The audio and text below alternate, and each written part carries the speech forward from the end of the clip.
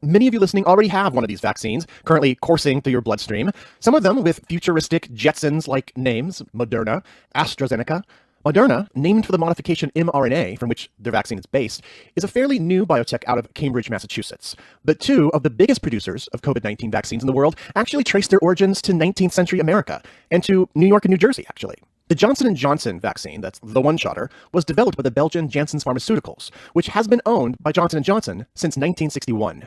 You were most likely bathed when you were a baby with Johnson & Johnson No More Tears baby shampoo. And when you scraped your knee falling off that bike as a kid, you probably became familiar with another Johnson & Johnson product, Band-Aid. The brothers Johnson, there were actually 11 children, but 3 of them that went into business. They were the sons of a poor Pennsylvania farmer.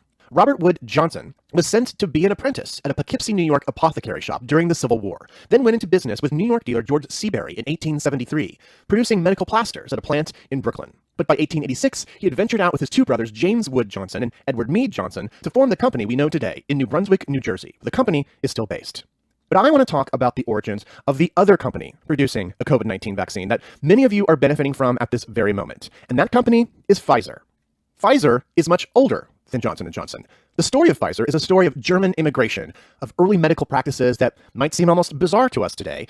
And it's also a story of Brooklyn, of the city of Brooklyn, in the mid-19th century, right when that independent city was really developing into an economic force in the United States, and quite in opposition to the city of New York across the East River. The German biotech company Biopharmaceutical New Technologies, or BioNTech, developed the vaccine injection with Pfizer, who are manufacturing and distributing it. So it's appropriate that it's in Germany where this story begins.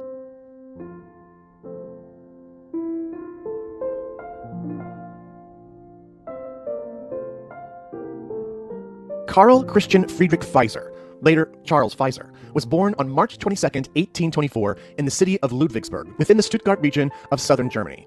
And as a young man, he apprenticed in an apothecary, becoming obsessed with the study of chemistry. He also became fascinated with the United States, back then only a few decades as an independent nation. As his daughter Alice later wrote, quote, "To my father, young and enthusiastic, brimful of ideas which were moving the souls of his contemporaries, nothing in Europe seemed worthy of the tremendous efforts required to reform and renew and upbuild the land of his birth.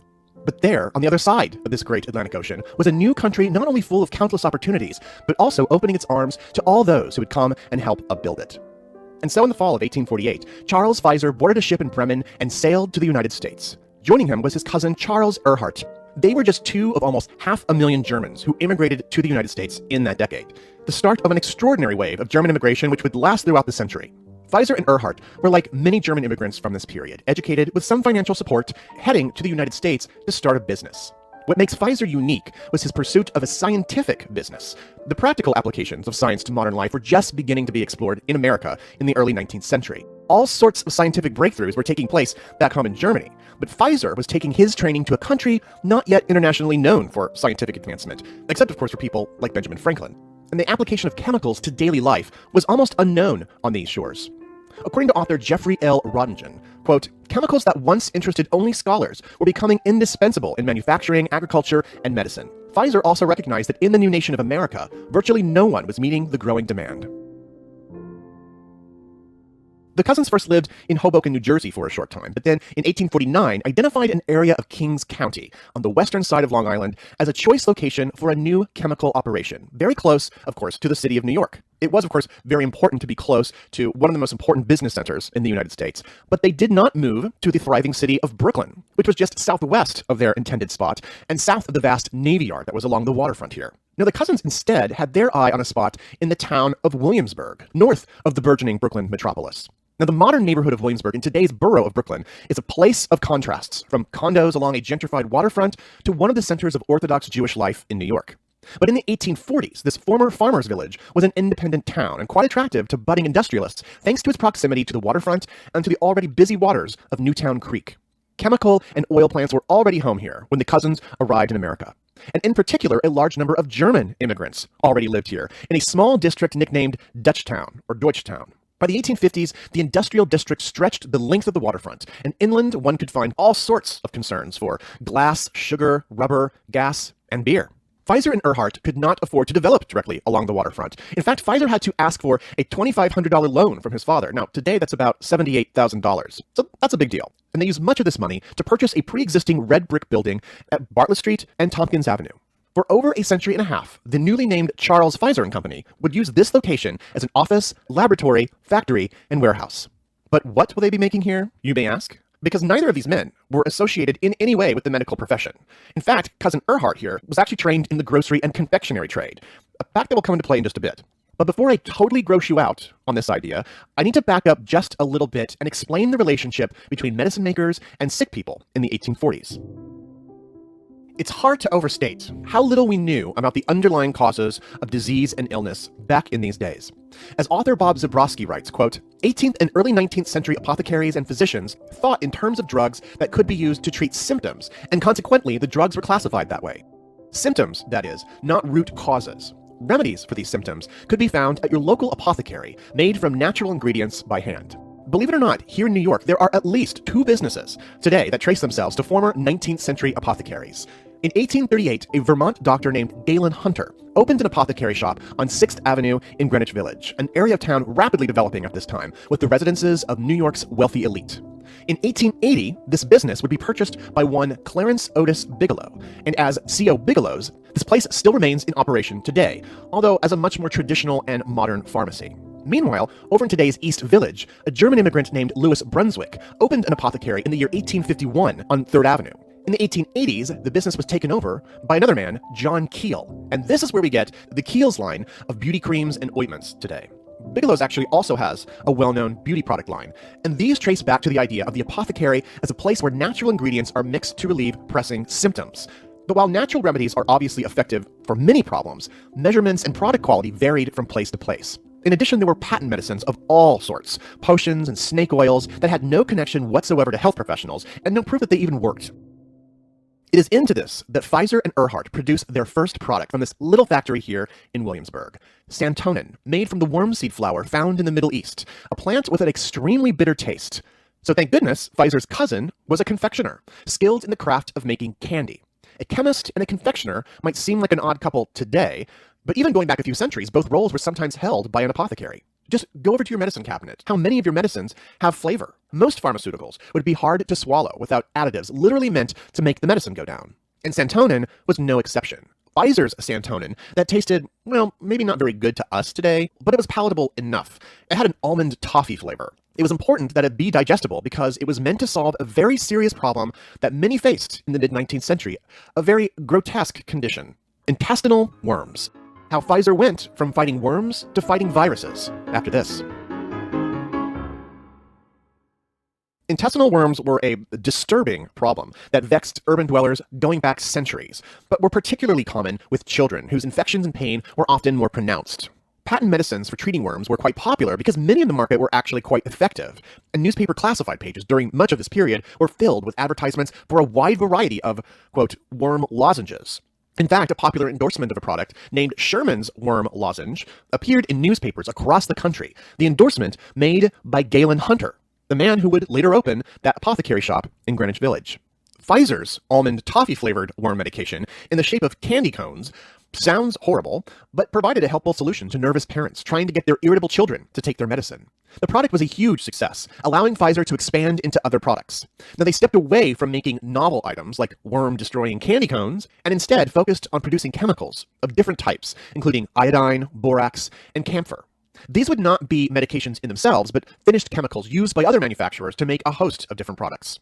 Meanwhile, as business was just getting off the ground here for the cousins, exciting things were happening in the neighborhood. In 1852, for a brief and shining moment, the town of Williamsburg became its own independent city. But less than 3 years later, this fledgling little city would be swallowed up, incorporated into the expanding city of Brooklyn, one of the first municipal mergers in American history. Williamsburg, along with Greenpoint and Bushwick, would then be collectively known as the Eastern District. And speaking of mergers, I should add that in 1856, Charles Erhardt married his cousin Fanny Pfizer, the sister of Charles Pfizer, so now we can call them brother-in-laws, not just cousins. The course of medicine in the United States and of healthcare forever changed during the Civil War, not only due to the necessary treatment of mass affliction and casualty, but to combat the rapid spread of disease during this period. For instance, as I mentioned in a show last year, the modern ambulance service was invented during the Civil War, and vaccine usage became normalized at this time as well. Both the Union and Confederate armies were vaccinated for smallpox, but there were no companies manufacturing vaccines. Instead, medics simply transferred pox scabs and other bodily materials from vaccinated patients to unvaccinated ones. Future vaccine manufacturer Pfizer ramped up its production of chemicals that were used as battlefield and hospital disinfectants, as well as a mercury chloride chemical called calomel, sometimes called a miracle drug of its day, a harsh purgative used as a laxative and was even used to treat syphilis, cholera, and tuberculosis. Pfizer benefited from the war in another lucrative way: high tariffs imposed on certain foreign items like tartars. Now, put away your fish sticks, because it's not tartar sauce, but items like cream of tartar, used to make, among other things, baking powder, which, if you listen to our recent show on the history of cookbooks, you'll know changed the way that people baked and competed in reality TV baking competitions. Even as Brooklyn was rapidly growing in the late 19th century, so too was business booming for the two Charleses here, who over the next 3 decades quickly expanded Charles Pfizer and Company into dozens of smaller lots surrounding their original headquarters here on Bartlett and Tompkins, creating a small chemical empire of sorts. Like many areas of the Eastern District by the late 19th century, the chemical aroma must have been something else. Now, perhaps you're asking a very good question right now. Wasn't it all kinds of dangerous handling all these different kinds of chemicals? You'd be right, although there doesn't seem to have been any catastrophic disasters here at the Pfizer campus. But let me turn your attention to another Brooklyn chemical industrialist, E.R. Squibb, a former physician at the Brooklyn Navy Yard who branched out in the year 1858 into the manufacture of ether and chloroform. In that year, his laboratory caught fire several times, and during one of those disasters, he was terribly burned and scarred for life. He lived in Brooklyn Heights and actually had a massive laboratory here on Columbia Heights. His legacy lives on today in the massive pharmaceutical company Bristol Myers Squibb. Today, you can find a small park in Brooklyn named in his honor, and the factory of Squibb & Sons still stands in the neighborhood. In 1969, the Jehovah's Witnesses moved into the factory, replacing the gigantic Squibb sign with that touting their religious magazine, The Watchtower. Now back to Pfizer here. By 1880, they had another big success with citric acid, made from imported Italian lemons. This is one of those strange chemicals that seems to pop up on the contents label of pretty much everything that tastes good. Citric acid is a food and drink flavoring and was extremely essential to a newfangled item that one could find down at the drugstore: soft drinks. From Pepsi to Dr. Pepper, soft drinks were considered somewhat healthy. Patent medicines that aided digestion and cured nervousness, among other dubious claims. And all of them included citric acid, and much of that from Brooklyn and the factory of Charles Pfizer. In this 30-40-year time frame here, the apothecary itself had radically changed. With industrialization and the post-Civil War boom for manufactured drugs, that mortar and pestle work moved to the back of these stores, as their aisles filled with new medications contained in tablets, in capsules, and then mass-bottled in prepackaged glass containers. Soda fountains, remember soda? Fountains were excellent revenue generators for small drugstores, but the industry itself had changed with the ascension of pharmaceutical innovation and a closer and now very obvious link between physicians and medicine, and pharmaceuticals that began to attack the root causes of illnesses, not just the symptoms. Into the 20th century, trained pharmacists dispensing drugs prescribed by doctors steadily became the norm. By the time Brooklyn became a part of Greater New York via the consolidation of 1898, Pfizer had become one of the new borough's most successful businesses. Charles Erhardt died in 1891, 2 days after Christmas, at the age of 70. Charles Pfizer lived almost 15 years longer, dying at his villa in Newport, Rhode Island on October 19, 1906, from his Brooklyn Daily Eagle obituary the following day, quote, "Charles Pfizer was one of those keen, able, hard-working, and resourceful Germans who came over to America in the 40s. The Pfizer wealth will probably be found to foot up into the millions, and the octogenarian left behind him, in addition, one of the most important chemical manufacturing firms in America." Charles could not have possibly imagined what would happen next for his company. In 1917, Italian lemons became kind of hard to get, World War I and all that. So Pfizer hired the food chemist James Curry, who, with his 16-year-old assistant, Jasper Kane, came up with a method of extracting citrus acid from the fermentation of a certain fungus, Aspergillus niger. War would again change the fate of Pfizer. In 1928, the Scottish physician Alexander Fleming discovered the antibiotic known as penicillin, but was unable to manufacture it on a mass scale. But over a decade later, the rising aggressions of Nazi Germany would spark an international conflict and a swath of devastation never before seen. In 1941, England and the United States turned to the pharmaceutical industry for ways to mass produce this potentially life-saving antibiotic. Now, young Jasper had now become Dr. Jasper Kane and had continued working for Pfizer, streamlining that fungal citrus acid idea, developing a deep tank fermentation process that used molasses for raw material rather than refined sugar. To quote at length from Dr. Kane's New York Times obituary, because it's just that amazing, quote, "It was his idea in 1942 that this deep tank mold fermentation method could also make penicillin, streptomycin, and other antibiotics in large quantities. At the time, hundreds of Allied soldiers were dying daily from infections. Desperate measures were in order, and Dr. Kane's production idea was put to the test in 1943. Pfizer bought an ice-making plant in Brooklyn and made its conversion a round-the-clock race against time. The plant opened in March of 1943 with 14 7,500-gallon tanks and was producing more than 45 million units of broad-spectrum antibiotics by the end of the year. The process was shared with other major companies for the war effort. In his book, A Search for Penicillin, David Wilson wrote, quote, "It is the biggest single failing of the myth about penicillin that it ignores the technological breakthrough of deep fermentation, a breakthrough that was every bit as vital to the successful development of penicillin as any of the more dramatic laboratory work." Dr. Kane rose to become a vice president and director of biochemical research and development at Pfizer, overseeing the search for many other compounds to be tested and fashioned into medicines.